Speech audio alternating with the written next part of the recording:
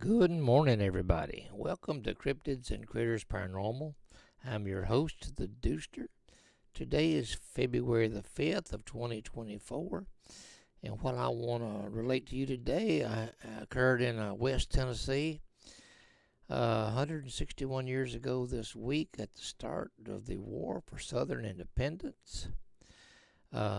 This video is going to be about Forts Heiman and Forts Henry over on the Tennessee River.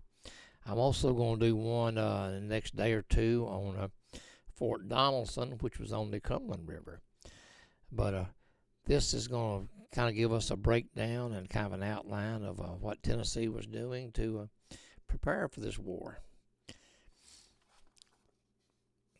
On May the 7th, 1861, the state of Tennessee decided to withdraw from the Union and join the Confederacy. Southern leaders hoped Kentucky would follow Tennessee's example, which would have given the South a formidable northern boundary on the Ohio River. Kentucky's decision not to follow Tennessee out of the Union forced Southern leaders to defend the Tennessee border by themselves. Unfortunately for the Confederacy, the Mississippi, the Tennessee, and Cumberland rivers crossed the state border, and each river provided an opportunity for a Union invasion. Now, for the Union to prevail, armies had to be sent into Confederate territory, and supply lines had to be developed and maintained to supply those troops. This required the use and control of rivers and railroads, and could not be accomplished otherwise. The Southern strategy of defending its borders to secure their new country required controlling these major transportation routes. So in short, controlling the rivers and railroads would be vital for the success of the Union and the Confederacy. Now, Tennessee Governor Isham Harris decided to begin work on the defense of his state and dispatched engineers to select sites for forts on both the Tennessee and the Cumberland River. The engineers were instructed to select sites north of railroad crossings and south of the Tennessee and Kentucky state line. Fort Donelson was built on the Cumberland River on a high bluff near Dover, Tennessee. Like I said, that's going to be a separate video in the next day or two. I'll be discussing Fort Donelson. The site for the Tennessee River fort was not as easy to locate. After receiving several opinions, Governor Harris made the hasty and poor decision to build Fort Henry on low ground by the Tennessee River and on property that frequently flooded. Was not a good decision at all. Hastily constructed, the 5-sided earthwork parapet of Fort Henry occupied about 3 acres on the east bank in Stewart and Henry counties of Tennessee. It had rifle pits that extended to the river and about 2 miles to the east. Its walls stood 20 feet high, 20 feet thick at the base. Its 17 heavy guns were mounted with 12 facing the river and 5 securing the land approaches. Unfortunately, the fort had no ammunition for 8 of those guns, which were the 42-pounders, so only 9 were capable of defending the fort against the river approach. In addition, the fort was severely undermanned, with less than 3,000 troops in 2 brigades, and many of those were fresh recruits. The poor location on which Fort Henry was built forced Confederate leaders to also occupy and fortify the high ground across the Tennessee River from Fort Henry. In January of 1862, slaves were brought in and to build a fort on the heights of the West Bank in Callaway County, Kentucky. This work was named Fort Heiman. As they had to bring anything in by the river, work proceeded slowly, and this new fortification was still under construction when Brigadier General U.S. Grant launched his offensive. Now, on February 2nd, 1862, the Union expedition left Cairo, Illinois, with 4 ironclads leading the flotilla, which were the Cincinnati, which was the flagship, the Carondelet, the Essex, and the St. Louis. Following those ironclads were 3 timber-clad transports, the Conestoga, the Lexington, and the Tyler. 2 troop lifts were needed on February 4th and 5th to transport all of Grant's men, totaling 15,000, to a landing site 3 miles north of the fort, which was just out of range of Fort Henry's guns. On February 4th, 1862, news of the Union buildup close to Fort Henry was reported to Confederate General Lloyd Tillman, who was commander of Forts Heiman, Henry, and Fort Donelson. Tillman departed Fort Donelson to manage Fort Henry's defense and immediately requested reinforcements, but none were sent. He found himself in an ominous situation. Forts Henry and Heiman were garrisoned with only 2,500 men. Fort Henry was already partially flooded, the river was still rising, and a vastly superior force, including ironclad gunboats, were getting into position to attack the fort. To make matters worse, the majority of the powder stored there was damp. Tillman quickly realized the futility of his position, and by the time Grant made his move against Fort Heiman and Henry, Tillman had the Fort Heiman garrison ferried over to Fort Henry and had both garrisons stationed outside the fort in preparation to move them to Fort Donelson.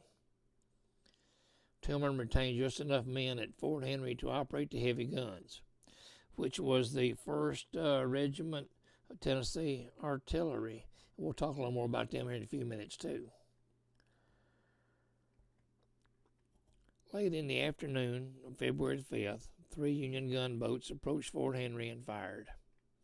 The Confederates responded with 6 shots, after which the Union gunboats withdrew. On February the 6th, 1862, Grant had his force of 15,000 staged and Foote's gunboats in place and ready to attack. Grant ordered the advance, which was to be a simultaneous land and water attack. It was supposed to begin at 11 a.m. on February the 6th in order to strike quickly before the Confederates could be reinforced. At 10 a.m. on February 6th, Tillman ordered the withdrawal to Fort Donelson on all but the artillery company manning the batteries. The Union flotilla, under the command of Flag Officer Andrew H. Foote, got underway at 10:50 a.m. with the Essex, Cincinnati, Carondelet, and St. Louis forming a line abreast, and the timberclads, the Conestoga, Lexington, and Tyler, about a half-mile behind. Stationed 3 miles north of the fort, Grant divided his army and sent General Charles Smith's division on the west bank to attack Fort Heiman, while General John McClenner's division moved along the east bank toward Fort Henry. At about 11:45, when no sign of Union troops, who were mired in the muddy roads and would not arrive until the battle was over, Foote began his attack. The Cincinnati fired a single shot, and the other 3 ironclads opened fire, both at close and long range. Foote took advantage of the elevated water level and used a chute around the west side of Panther Island. This allowed the gunboats to get closer to the fort without being fired upon by the Confederate gunners. The gunboats emerged from the chute and lined up in battle formation, keeping their bows turned toward the fort, and they opened a tremendous fire. Fort Henry answered with its 11 heavy guns, but the gunboat had more firepower than the fort could manage. This, along with the poor position of Fort Henry, gave Foote's gunboats a superior advantage. Foote used that advantage and pressed in close to the fort, knocking out 7 of the 11 heavy guns. One of the heavy guns inside Fort Henry exploded during the battle, killing most of the crew. 3 Confederate guns were struck, and another was spiked when the priming wire got stuck in it. I'm going to switch channels here for just a second. talking about this cannon that exploded inside the fort. There was actually 5 people killed, and I'm going to give you their names. Those that lost their life defending Fort Henry were Private Edward M. McCabe, Private John Douglas, Private Michael Lee, James Calichan, and there was one cemetery marker marked unknown. Doing a lot of research on this, I was determined I was going to find this number 5's name, and I did. His name was Hiram Boswell. All 5 are buried in a Civil War cemetery in Land Between the Lakes on a hill just above Fort Henry. Okay, the gunboats inflicted heavy damage on the fort, but did not come away unscathed, and all were hit by the antiquated Confederate guns. The Essex took a round in her middle boiler, sending scalding steam through the boat. Many sailors jumped overboard to avoid being scalded to death. Many more did not have a chance to jump and were found dead at their posts. About 30 men died on the Essex, and the damage was so devastating it put the Essex out of commission for the remainder of the war. The damage sustained by the Cincinnati was extensive enough that repairs could not be made in time to participate in the Fort Donelson battle. With only 4 guns remaining to face the Union gunboats, they were still sweeping the fort with shot and shell. General Tillman decided further resistance was futile. About 2 p.m., he ordered a white flag to be raised. Foote and his officers simply rode through the sally port of the half-submerged fort. They found a wrecked fort and tallied Confederate losses at 5 dead, 11 wounded, and they took the remainder captive. Tillman asked Foote for terms of surrender, to which he replied, "Your surrender will be unconditional." These exact words would be repeated again 10 days later at Fort Donelson by unconditional surrender Grant. Later that day, 12 Confederate officers and 82 Confederate soldiers surrendered aboard the Cincinnati. Now, while Grant's infantry arrived a few hours later, the fighting was over. They found a large quantity of provisions and 6 mobile cannons mired in the mud, left by the Confederates when they hastily evacuated for Fort Donelson. The Union had captured the fort, its guns, and the supplies and equipment left behind by the garrison, which had been evacuated on foot to Fort Donelson.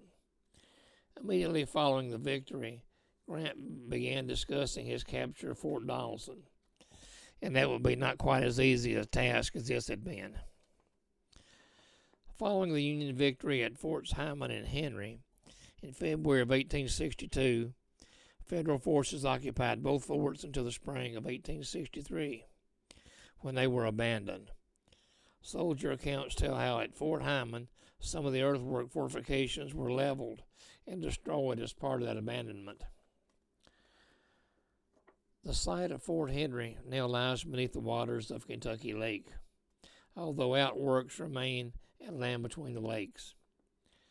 Fort Heiman, visitors can see some of the Confederate-built interior fortifications, as well as portions of the remaining Federal redoubt. Tillman and his men remained in northern prison camps until exchanged 6 months later. The Union forces sustained casualties of 11 killed, 31 injured, and 5 missing. And I want to read to you a letter that was written on February the 9th, 1862, which was 3 days after the surrender of Fort Henry. A Union soldier named George W. Dunham of Company K, 31st Illinois Infantry, penned a letter to his sister, and he was describing Fort Henry. And this is an excerpt from that letter. Quote, "We left Cairo on the 2nd day of February with about 40,000 men. We went up the Tennessee River and landed within 6 miles of Fort Henry. On the 6th day of February, our army started off in a solid body for the fight, but we were sadly disappointed, for our gunboats came crawling up the river. The firing continued for about 1 hour and 5 minutes. When their firing ceased, the rebels had all left. We never fired a gun. We captured about 100 prisoners, and amongst the rest, we took General Tillman and several colonels and lieutenants.